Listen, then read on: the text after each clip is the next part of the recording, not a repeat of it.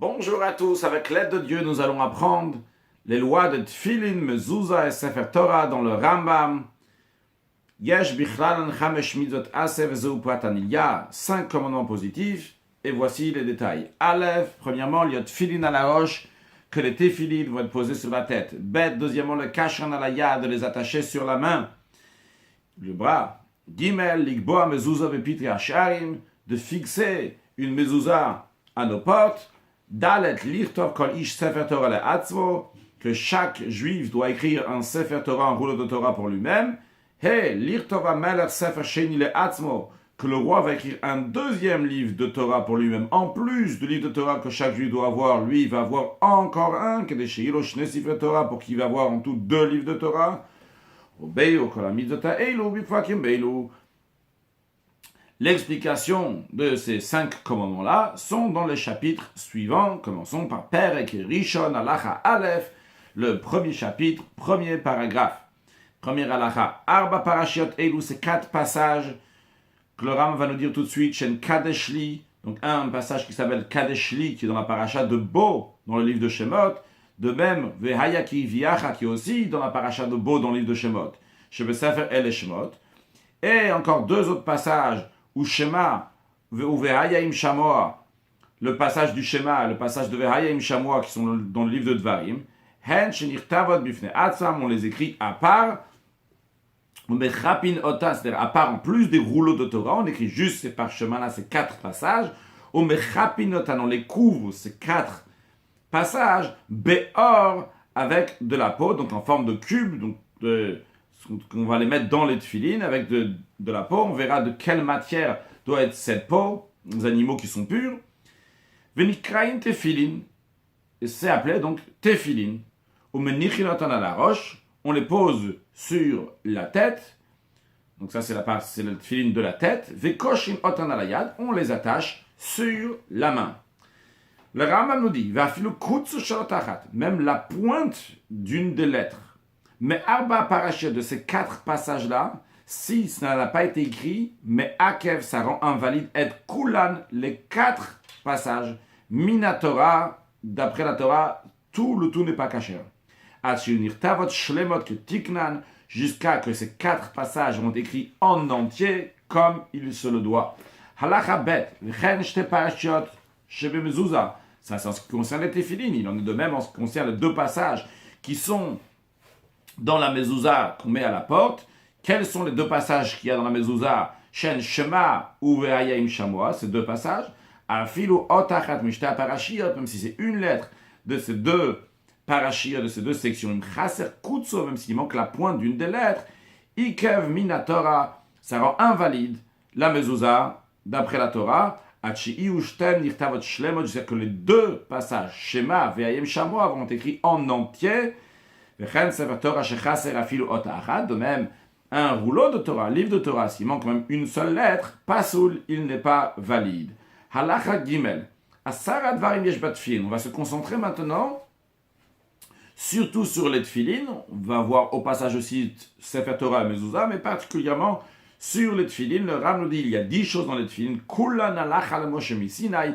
Tous, c'est des lois qui ont été transmises à Moshe Rabbeinu, Mont Sinaï, sont transmis de génération en génération. Vekulam me'agvin, et ces 10 choses-là, tous empêchent, ça rend invalide s'ils ne sont pas là. Les fichas, c'est la raison pour laquelle, si quelqu'un a changé dans une de ces 10 choses-là, les tfilin ne sont pas valides. Shnaimen biktivatan, parmi ces 10 choses-là, il y en a 2 qui concernent donc l'écriture, la manière d'écrire. Et avec quoi on écrit donc les tefilin, mezuzot et sefer Torah. De tefilin, on parle particulièrement, on va parler aussi des autres en même temps. Ushmona bechipuyan, et il y a 8 lois qui concernent donc le boîtier, ce qui recouvre donc ces passages, ces parashiot, ou kshir adrutsuoten, et comment on attache les lanières des tefilin. Ve'elwen ashnaim shebiktivatan. Voici les 2 choses qui ont été dites à propos de la loi, comment ça doit être écrit. Premièrement, chez Kotvin Otam Bidyo, ça doit être écrit avec de l'encre et non pas avec quelque chose d'autre, comme on va détailler dans quelques instants. Et deuxièmement, Vesheyu Nirtav Otala Klaf, et que ça va être écrit sur du parchemin et non pas sur quelque chose d'autre. Halacha Dalet. Le Rambam va nous développer avec quelle encre, comment on fait l'encre pour écrire les tefilin, Sefer Torah, tefilin, etc. Ketzad Maase Adio. Comment on confectionne cette encre? Mekaptin à Ashan shel Shemanim. On rassemble la fumée qui se fait de l'huile au shel Zefet, ou du poivre et shava, ou de la cire, et kayotzem, de ce qui est semblable. Donc, c'est-à-dire qu'on met au-dessus quelque chose en verre, on les fait brûler. Après, là-bas, il y a une certaine substance qui se met comme ça sur le verre. On enlève toute cette substance, tout ce noir qui est là-bas, toute cette fumée. Avec govlin otam bisafa ilan, on la pétrit, on la mélange avec de la sève de l'arbre, bim advash avec un peu de miel. Velotetim otam arbe, on le fait tremper longtemps comme ça jusqu'à qu'ils vont bien être humides. Dachin oto, et après on va le piler, on va piler donc toutes ces substances-là, chez yaser et kikin, jusqu'à ce que ça va devenir une fine galette. On le fait sécher au soleil, ou matznin oto, on le met de côté. Ou bishat ktivato, donc on a des galettes comme ça qui sont prêtes. Maintenant, lorsque le scribe veut écrire, qu'est-ce qu'il fait? Il prend donc cette galette-là, cette fine galette, il trempe dans du jus de noix de Galles, ou quelque chose de semblable, et il écrit avec. Chez Imtim Chakenu, quel est le but de faire d'une telle manière cette encre-là, que si tu vas effacer cette encre, il va pouvoir s'effacer. Ça, c'est l'encre qui est la meilleure manière de faire la mitzvah, d'écrire aussi bien les tefilin, les mezuzot et le Sefer Torah, avec cette encre-là qui peut s'effacer. Maintenant, s'il a écrit les trois, c'est-à-dire les tefilin, mezuzot et Sefer Torah, avec du jus de noix de Galles, vekan kaltom, et du vitriol, chez Omed, que ça ne veut pas s'effacer cette encre-là, ve'eno nimchak, ksherim, quand même, c'est valable, mais c'est pas le mitzvah minamoufar, c'est pas la meilleure encre à prendre. Alachae, imken, s'il en est ainsi, que même si la personne elle a mélangé des liquides qui vont faire que cette encre-là va rester, va pas s'effacer, quand même c'est kasher. Alors, mamiyata alacha, shenemra la Moshe misinai, shiyu kotvim bidyo. Qu'est-ce que vient exclure la halacha du Mont Sinaï de Moshe Rabbeinu qui nous dit que ça doit être écrit uniquement avec de l'encre? Tu peux écrire aussi avec d'autres choses, que ça ne va pas s'effacer. Le Rambam répond, oui, ça exclut quand même. C'est que le Maït, Charmilet Tzivonim, ça exclut d'autres couleurs. Kigona Adam, par exemple la couleur rouge, Vayarok, la couleur verte, Kayot Sebaim, ou d'autres couleurs. Shem Kata Bisfarim, ou Betfilin, ou Bemzuzot, Afilu Ot Achad, Charmilet Tzivonim. Si la personne a écrit un Sefer Torah, des Tfilin ou de Mezuzot, avec d'autres couleurs, au Bézar, vous l'avez écrit avec de l'or, c'est important, c'est beau, eh bien, Red Psulin quand même, ce n'est pas valide. Ça doit être fait avec de l'encre. Alachavar, de l'encre noire. Shlosha Oroten. Dans le Rambam va nous parler de la peau sur laquelle on écrit. Il nous dit qu'il y a trois sortes de peau. Il y a une peau qui s'appelle Gvil, une peau qui s'appelle Uklaf, une troisième peau, Dursustos, et une peau qui s'appelle Dursustos. Ketzad. Le Ram nous explique comment on prépare la première peau qui s'appelle le Gvil. Lokrin ora be'ema ora chaya. On prend la peau de la bête domestique ou bien la bête sauvage. On prend leur peau. On enlève tous les poils qu'il y a sur la peau. C'est pas écrit dans le Ram ici, mais en principe on le met dans de la chaux, dans de l'eau, pendant 8 jours, pendant un bon moment, jusqu'à que les poils vont tomber. Après c'est facile d'enlever comme ça les poils, ou ils tombent automatiquement, on peut les enlever aussi avec un couteau. Ça c'est la première chose. Après,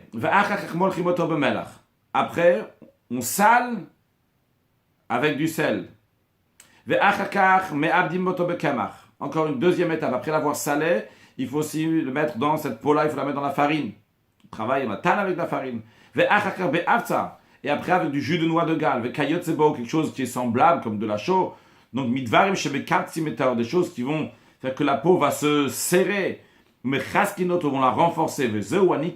Quand on fait ça, donc on a pris la peau telle qu'elle est, on a juste enlevé les poils. On a fait le processus de sel, de farine et de jus de noix de Galles ou quelque chose d'autre. Ça, c'est du gvil. Halacha Zayin, si après avoir enlevé les poils, ce qu'on a fait, c'est que on l'a coupé en deux. Ça veut dire maintenant, s'il y avait une seule peau sur l'animal, cette peau-là qui est épaisse, on la coupe en deux. Comme les tanneurs font. Jusqu'à que maintenant nous avons deux peaux. On a echad-dak, on a une peau qui est fine. C'est la peau qui est du côté du poil de l'animal. Ve'echad ave, on a une autre peau qui est épaisse. C'est la peau qui est du côté de la chair de l'animal. Ve'ibdu otan bemelach. Et ça a été travaillé avec du sel. Après avec de la farine. Après avec du jus de noix de gale, ce qui est semblable comme de la chaux. Dans ce cas-là, donc la partie qui est fine et qui est du côté du poil, c'est appelé dursustos. Et la partie de la peau qui est du côté de la chair, nikra klav, s'appelle klaf. Donc on a le gvil, c'est la peau en entière. Le dursustos, c'est quand ça a été coupé en deux, on a la partie donc extérieure qui s'appelle dursustos et la partie intérieure qui s'appellera le klaf. Halacha chet. Halacha le Moshe Misinaï. Le Ram nous dit que c'est une halacha qui est transmise de Moshe Rabbeinu depuis le Mont Sinaï, chez le Kodim Sefer Torah la Gvil, que le Sefer Torah doit être écrit sur une peau qui est Gvil, c'est-à-dire entière des deux côtés. Le Kodim comme Aser. De quel côté maintenant on écrit? Est-ce qu'on écrit du côté du poil ou du côté de la chair?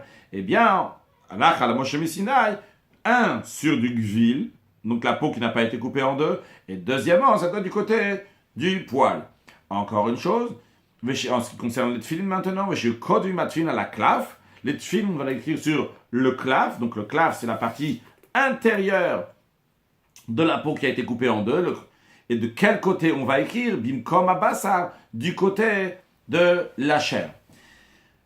En ce qui concerne la mezouza, on va écrire la mezouza sur le dursustos. Donc comme on vient de dire, donc c'est la partie extérieure de la peau qui a été coupée en deux. De quel côté de cette partie, de cette peau-là? Comme ça, on écrit du côté comme haser, dans l'endroit donc du côté des poils. Dans le Rambam nous dit, comme ça, celui qui a écrit sur du klaf, donc sur la partie intérieure à la place de la partie pardon, comme ça, ce qui nous intéresse, c'est ce qu'il a écrit dans le claf, mais à la place d'écrire sur le claf, dans la partie intérieure, il a écrit dans la partie extérieure. Il a écrit dans le gvil et le dursustos, mais non pas du côté du poil, mais du côté de la chair, eh bien, passal, et il a rendu invalide, ce n'est pas kasher. Halacha tet. Aval bishkach halacha la Moshe Misinaï. Bien que c'est halacha la Moshe Misinaï, comme on a dit, que le Sefer Torah doit être écrit sur du gvil, et que les tefillin sur du klaf, et les mezouza sur le dursustos. Le Ram nous dit qu'il kata Sefer Torah la klaf. Si quelqu'un écrit Sefer Torah sur du klaf, et non pas sur le gvil, kasher, quand même c'est valide. Pourquoi on dit halacha la Moshe Misinaï qu'il faut écrire sur le gvil? C'est pas que le gvil c'est l'essentiel. Oui, on veut que ça soit sur un gvil, mais surtout ce qu'on veut exclure, c'est le dursustos. Shim katav alav sefer, que s'il a écrit le rouleau de Torah sur le dursustos, eh bien pas soul, ce n'est pas valide.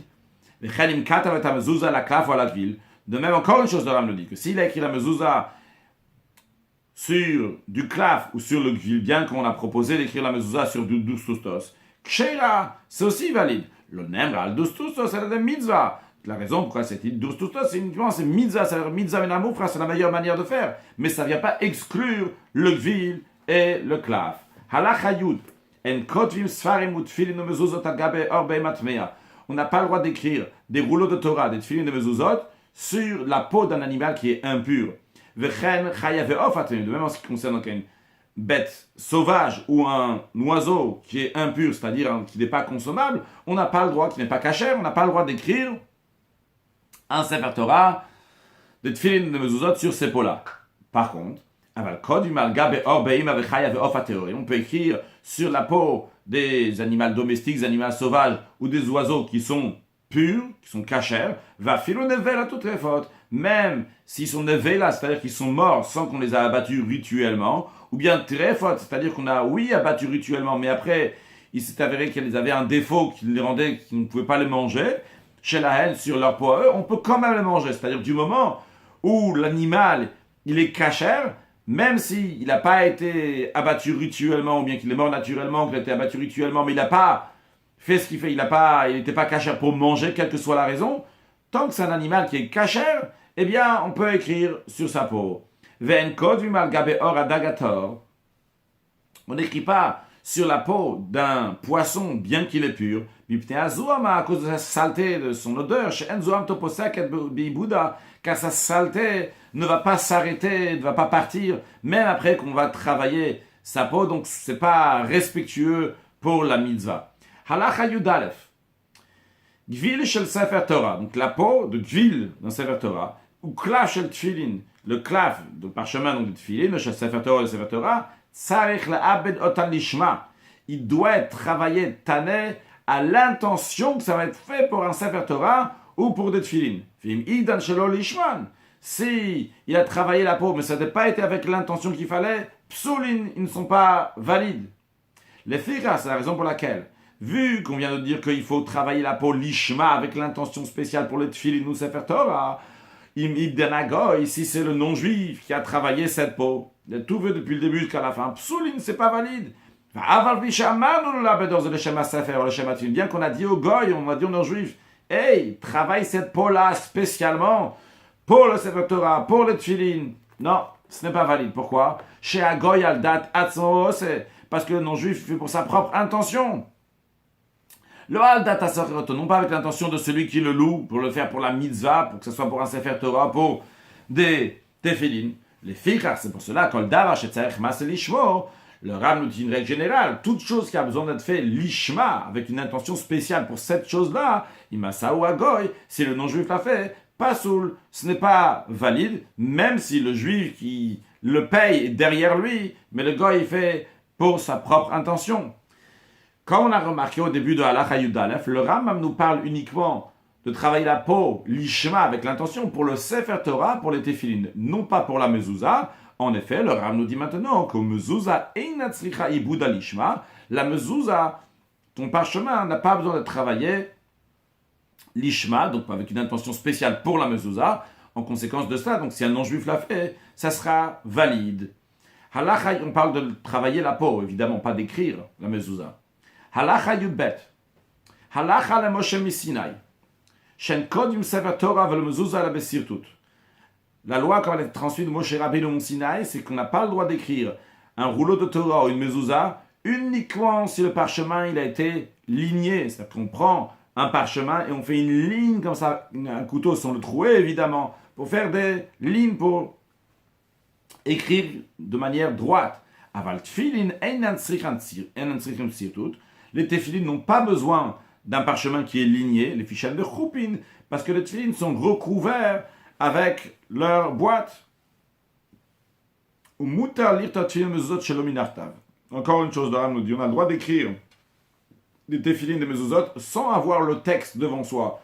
On les écrit, Shema, Yisrael, etc. Pourquoi? Shakot Gorsim Parashiotelo, parce que tout le monde connaît bien ces passages-là, et ils les connaissent par cœur sans erreur. Aval Sefer Torah, mais un rouleau de Torah, assour, c'est interdit, l'irtovo filot achat shelominakta, d'écrire même une lettre, sans l'avoir regardé avant, parce que on craint que peut-être la personne va se tromper, va oublier quelque chose. En plus, il y a des fois des lettres qui sont malais ou chasser, qui sont remplies, ils ont un vav ou un yud, et certains dans lesquels ils n'ont pas. Comme on apprendra plus tard, certains qui sont malais, certains qui sont chasser, remplis ou vides, on ne va pas prendre ça aujourd'hui, plus tard dans un autre chapitre. Donc, c'est pour ça qu'il faut toujours avoir le texte devant soi pour écrire le Sefer Torah. Halacha Yud Gimel. Sefer Torah tfilin ou mezuzot shektavan min. Un rouleau de Torah, des tfilin de mezuzot qui ont été écrits par un hérétique. Donc c'est quelqu'un qui fait l'idolâtrie. Ils doivent être brûlés. Ktavan goy, si c'est un non-juif qui les a écrits. O Israël meshumad, ou bien un juif renégat. O moser, ou un délateur qui rapporte que les juifs font à des gouvernements non-juifs. O eved, ou un serviteur. O isha, ou une femme. O katan, ou un enfant. Arel ou psoulin. ils ne sont pas valides, veiganzo, et il faut les enterrer. Donc non pas brûler, mais les enterrer. Pourquoi ces tefilines-là ne sont pas cachères s'ils sont écrits donc par une femme, un enfant, etc. Shenem, parce qu'il est écrit ukshatam, tu vas les attacher, les tefilines, tu vas les attacher sur ton bras. Et il y a écrit aussi dans le même passage, urtavtam, tu vas les écrire. Alors le fait qu'ils sont écrits l'un à côté de l'autre, tu vas attacher et tu vas écrire. On apprend que kol shemuzar alakshira, tout celui qui est enjoint d'attacher les tefilines sur lui, ou maminba, il a la foi en cela, il y croit. C'est lui qui écrit les tefilines, mais non pas celui qui n'est pas enjoint à le faire ou bien qui n'y croit pas. Encore une chose, le Ram nous dit que on a trouvé donc Sefer Torah, Tefilin ou Mezuzot dans la propriété d'un hérétique. On ne sait pas qui les a écrits, si c'est l'hérétique lui-même ou bien qui les a pris d'ailleurs. Alors cette fois-ci, on ne va pas les brûler, mais iganzo, on va les enterrer. Non, nimtsu biyad goy. Si ça se trouve dans la propriété d'un non-juif, on ne sait pas si c'est lui qui les a écrits ou bien il les a reçus d'un juif. Dans ces cas-là, ksherim, eh bien ils sont valides. Encore une chose, le Rama nous dit que on n'achète pas, ou de manière plus précise, il faut dire, on ne rachète pas des rouleaux de Torah, des tefilines, des mezuzot, des non-juifs, plus que leur prix, un prix supérieur, pour pas habituer les non-juifs à voler des sefer Torah, tefilines et mezuzot, et faire payer très cher aux juifs. Halacha Yudalet, Sefer Torah Tfilim ou Mezuzot Shektavam al Gabe Or Be'ima Vechaya Ve'of Atmeim. Si quelqu'un il a écrit un rouleau de Torah, de Tfilin ou de Mezuzot sur une peau d'un animal qui n'est pas cachère, que ce soit un animal domestique, sauvage, sur un oiseau qui n'est pas cachère, ou al Gabe Orot She'inamu Badim, sur des peaux qui n'ont pas été travaillées, ou comme on a dit avant, donc comment il faut les travailler, donc des étapes que ça doit passer, le salé, la farine, le noix de Galles, etc. Ou bien qu'il a écrit Sefer Torah et Tfilin sur une peau qu'il n'a pas travaillé avec l'intention qu'il fallait le travailler, eh bien, Areel ou Psulin, ils ne sont pas valides.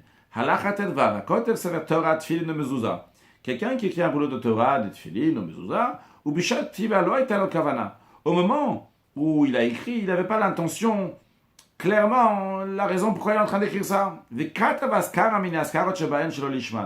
Il a écrit un des noms de Dieu dans une donc, des choses qu'il est en train d'écrire, c'est le Sefer Torah, Tfilin Mezuzah. Il a écrit le nom de Dieu sans avoir l'intention que c'est pour Akadosh Baruch ou pour Dieu avec l'intention qu'il faut.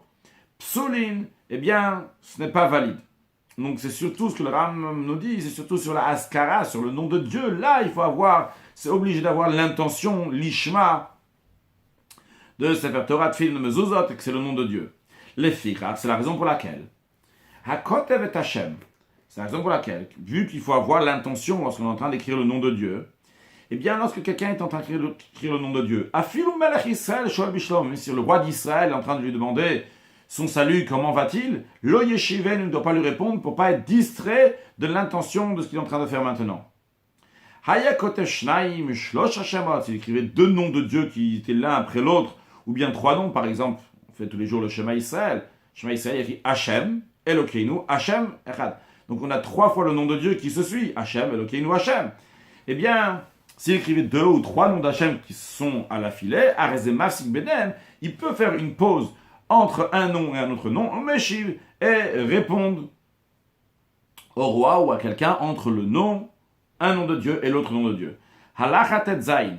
Celui qui est en train de tremper sa plume ou avec la chose avec laquelle il écrit le Sefer Torah, Tfilin et Mezuzot pour écrire le nom de Dieu.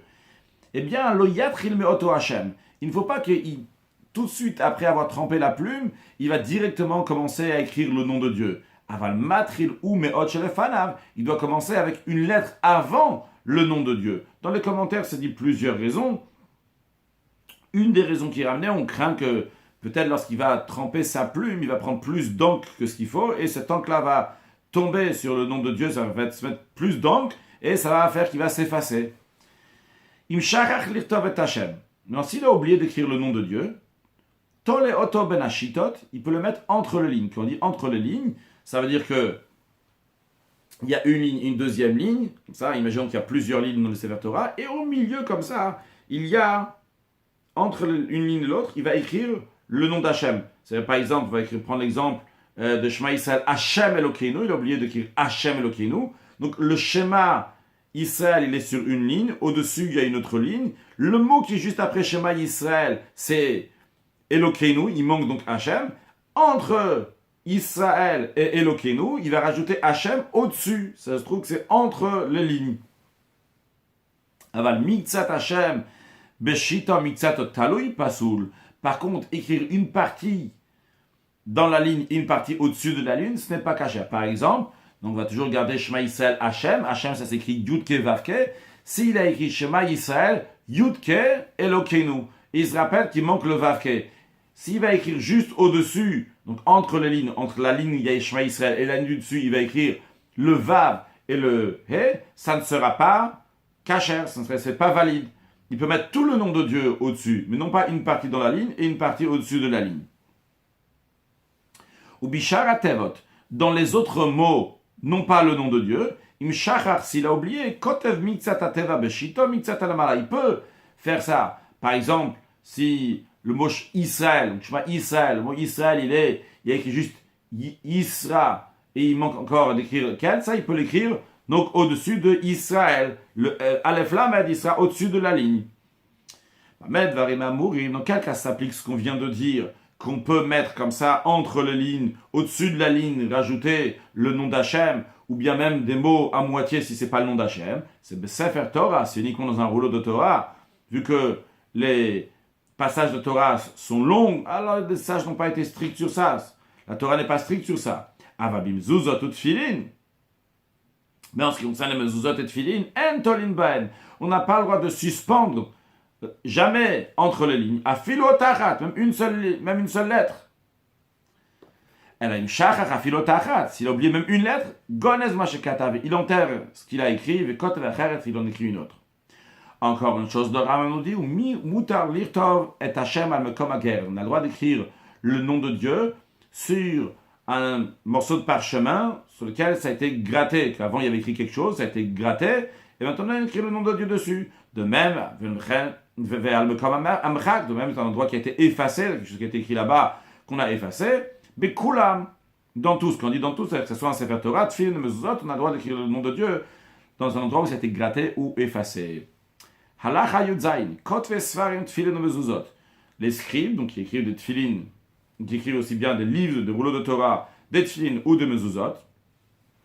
Et des fois, ils craignent que peut-être il y a de la poussière qui va venir sur les lettres, ça va pas être aussi beau comme ça se doit.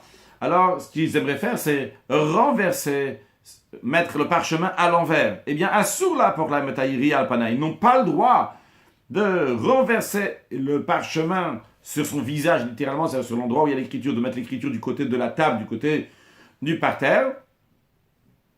Et la porte est salée à Beged, vu que c'est pas respectueux, qu'est-ce qu'il peut faire? Il peut mettre un tissu au-dessus, s'il veut pas qu'il y ait de la poussière qui va venir dessus. Au kofla, ou bien il va la rabattre sur lui-même. Donc il prend le parchemin, donc c'est un long papier, hop, comme ça il le plie en deux, le rabattre sur lui-même. Halacha yutret, safer Torah tfilin mezuzah she'amar hasofer achar sheyatzu mitachat yado. Un safer Torah, tfilin ou mezuzah, qui ont été écrits par un scribe, et il les a vendus à quelqu'un. Et une fois que c'est sorti de sa main, c'est-à-dire qu'une fois qu'il les a déjà vendus, il a dit lo katavti askarot shebaem lishman. Les noms de Dieu qui sont là-bas dans le Sefer Torah Tfilin Mezuzah, ils n'ont pas été écrits avec l'intention qu'il faut qu'on écrit le nom de Dieu. Que ça rend invalide ce qu'il a fait, mais lui il les a déjà vendus. Et on ne lui fait pas confiance pour rendre invalide ce Sefer Torah Tfilin Mezuzah qu'il a vendu. Par contre, on lui fait quand même confiance partiellement, mais pour lui faire payer ce qu'il est en train de dire, c'est-à-dire de lui faire perdre tout son salaire qu'il a écrit le Sefer Torah. Le Rav demande pourquoi on ne lui fait pas confiance de rendre invalide. C'est lui qui les a écrits. Celui, il peut très bien dire, j'ai pas eu l'intention, il n'a pas eu l'intention. La raison, elle est, parce que peut-être la raison pourquoi il dit ça, lui, c'est uniquement, il dit, j'ai envie de faire perdre cet acheteur. Il me les a achetés vrais, mais quelle que soit la raison, il a envie de lui faire perdre dans ce qu'il a acheté. Il dit, je ne les ai pas écrits avec l'intention, comme ça la personne dit, ah, j'ai plus de Sefer Torah, j'ai plus de Tfilin, j'ai plus de mezuzot. Et lui, il ne pense pas qu'il va perdre tout son argent. Lui, il pense qu'il va perdre uniquement, s'il va perdre, c'est uniquement l'argent où il y a écrit le Yud Kevavke, Elokeinu, où il y a écrit le nom de Dieu. Vedima, car lui, il a pensé, chez Einohu Mafsidba Mirazo, que lui, et en faisant ça, il perd uniquement le salaire des noms de Dieu, mais pas tout son salaire. C'est pour ça qu'il n'a pas peur de mentir. C'est-à-dire qu'en vérité, il a oui pensé, mais il s'est dit, bon, je vais perdre un peu d'argent, mais moi, à l'autre, je vais lui faire perdre tout son Sefer Torah. Moi, je vais perdre uniquement, moi, le sofer, le scribe, je vais perdre uniquement les noms de Dieu que je n'ai pas écrits comme il fallait, avec l'intention qu'il fallait, mais lui, il va perdre tout son Sefer Torah. Les filles, c'est la raison pour laquelle, Imama, Sefer Zeo, Tfilin Elu, s'il a dit sur l'eau de Torah ou cette Tfilin-là, Orot Shelaen, Einan Moubad Rishon, il a dit que les pots, non pas l'écriture, que les pots n'ont pas été travaillés, l'ishma avec leur intention. Et ça, on a appris avant que ce n'est pas valide si les pots n'ont pas été travaillés avec l'intention qu'il faut. Alors, vu qu'on lui fait confiance, parce qu'il va perdre tout son salaire, parce que tout le monde sait que quand les tfilin et Sefer Torah, la peau n'a pas été travaillée l'ishma avec l'intention qu'il fallait, eh bien, ça rend invalide. Alors, quand il a dit ça n'a pas été travaillé avec l'intention, eh bien, il savait très bien qu'il allait perdre tout son salaire. C'est la raison pour laquelle que Ne'eman Post, dans ces cas-là, on lui fait confiance aussi pour rendre invalide le Sefer Torah et les Tfilin. Sharia Kol Yodim, parce que tout le monde sait, Shim En Arot Mubad Nishman, En Le Kolo Sachar. Si les pots n'ont pas été travaillés avec l'intention qu'il fallait, il n'a pas du tout de salaire. Halacha Yutet, En Kodvin Tfilin et Mezuzot à la Birtav Ashuri. Les Tfilin et les Mezuzot, on les écrit uniquement avec une écriture Ashuri. Ashuri qui veut dire littéralement qui est belle. C'est les lettres avec lesquelles on écrit dans le Sefer Torah aujourd'hui, qui sont belles, c'est de la manière qu'Akadosh Baruch Hu nous a donné la Torah avec ces lettres-là. Les sages, à l'époque, avaient permis d'écrire le Sefer Torah uniquement, non pas les Tfilin et autres, mais le Sefer Torah avec l'écriture grecque, avec laquelle la Torah a été traduite. Mais le Ram nous dit que depuis l'époque de la Mishnah, ça a déjà été oublié, ce Yevani, cette écriture grecque, Mina Olam du monde, il s'est perdu. Le Fira, c'est la raison pour laquelle c'est pour ça qu'aujourd'hui, même les Sefer Torah, et évidemment les Tfilin et Mezuzot, on les écrit uniquement avec l'écriture Ashuri, donc comme on écrit dans le Sefer Torah, Tfilin et Mezuzot. Il faut faire attention, très précieux, être méticuleux lorsqu'on écrit le Sefer Torah, Tfilin et Mezuzot, qui est des shlotit-bak, hot les hot, pour pas qu'une lettre va se coller avec une autre lettre. Chez Kol hot, chez Enaor Makifla, mais Arbarochotea. Toute lettre qui n'a pas d'espace blanc de ces quatre côtés de la lettre, psoula, elle est invalide. Donc, en d'autres mots, si elle est collée avec une autre lettre, donc elle n'est pas espacée de blanc tout autour, eh bien, elle n'est pas valide.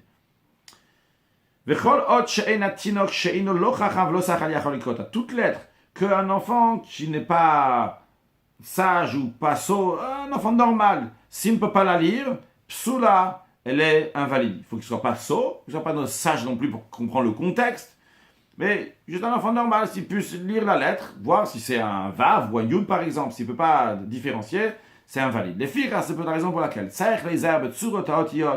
il faut faire attention à la forme des lettres, à yud, le vav, que la lettre yud, juste un point, on ne va pas ressembler à la lettre vav qui est un tiré plus que le point qui descend du haut en bas. Velo vav le yud, que la lettre vav ne va pas ressembler à un yud. Le kaf, le bet, la lettre kaf ne va pas ressembler à un bet. Velo bet le kaf, ni la lettre bet à kaf, qui se ressemble. De même, velo dal le resh, la lettre dalet ne va pas ressembler au resh, qui se ressemble.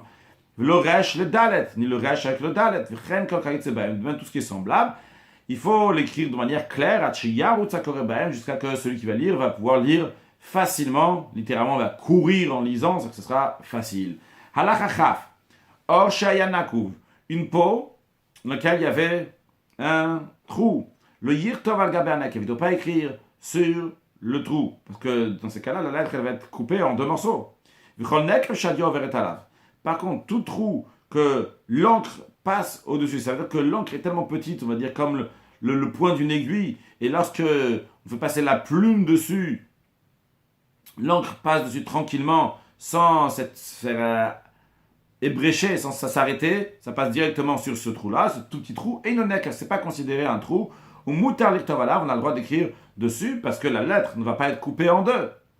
Les fira, c'est la raison pour laquelle mutar lichtov al ora of shenitaved, on a le droit d'écrire sur une peau d'une volaille qui a été travaillée, bien qu'en principe, quand on enlève les plumes, ça fait des trous, mais après, vu que ça a été travaillé, il faut que c'est travaillé maintenant, c'est des tout petits trous qu'il y a là-bas, et ça ne va pas couper les lettres en deux. Nika vaor achashen nirtevu. Si la peau a été trouvée après que le Sefer Torah, la Tfilin, le Mezuzah a déjà été écrit. Im nikav betorot. Si c'était trouvé dans la lettre. Qu'est-ce que ça veut dire dans la lettre? Qui donne tor he ou tor mem. À l'intérieur du he ou du mem. C'est-à-dire dans la partie blanche qui est à l'intérieur. Non pas sur l'encre elle-même, mais c'est dans l'intérieur de la lettre, la partie blanche. De même dans toutes les autres lettres qui ont trois côtés, ou plus, ou quatre côtés, mais en tous les cas, donc ça a été, qu'il y a un trou à l'intérieur, ça a été troué.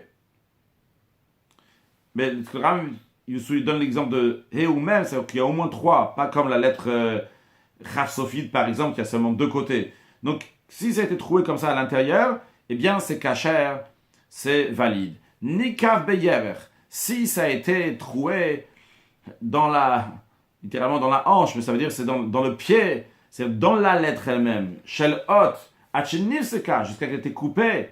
Si il reste une petite lettre de celle-là, donc la lettre Yud, une petite lettre, kasher c'est kasher. Donc ça peut rester petit comme ça, comme la petite lettre qui est le Yud, mais ça ne doit pas ressembler à une autre lettre. Par exemple, si c'était un trou dans la lettre Vav, il faut qu'on peut voir que c'est un petit Vav, mais il ne faut pas que ça ressemble maintenant à un Yud. Si ça ressemble à un Yud, à ce moment-là, vrai que ça a la taille d'un Yud, mais concrètement, on lit un Yud ici, non pas un Vav. S'il ne reste pas jusqu'à l'endroit où il y a le trou, il ne reste pas au moins la taille d'une petite lettre, psoula, ce n'est pas valide.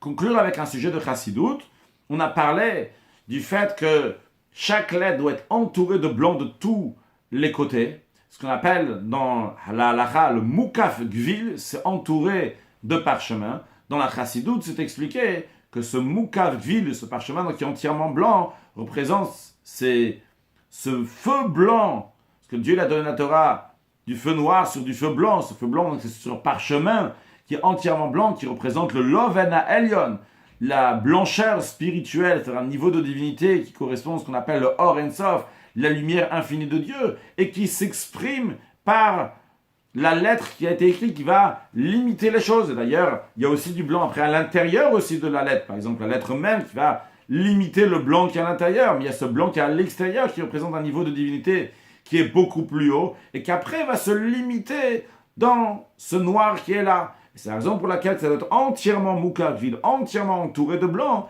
Si c'est pas entouré entièrement de blanc, c'est qu'il n'y a pas le Or En Sof ici, il n'y a pas cette lumière-là. Après, ce qui va en venir de ça ne va pas être comme il faut, parce qu'il faut d'abord qu'il y ait la source, ce vil, ce blanc, cette blancheur qui représente un très haut niveau de divinité. Et après seulement, on rajoute ce qui nous va comprendre, ces lettres-là qui sont écrites sur le noir, en noir, qu'Hachem fasse que très prochainement on mérite un niveau de divinité, un niveau de Torah qui est très profond. Torah Chadash Amiti, c'est une nouvelle dimension de Torah qui va se dévoiler avec la venue de Mashiach. Now, excellente journée.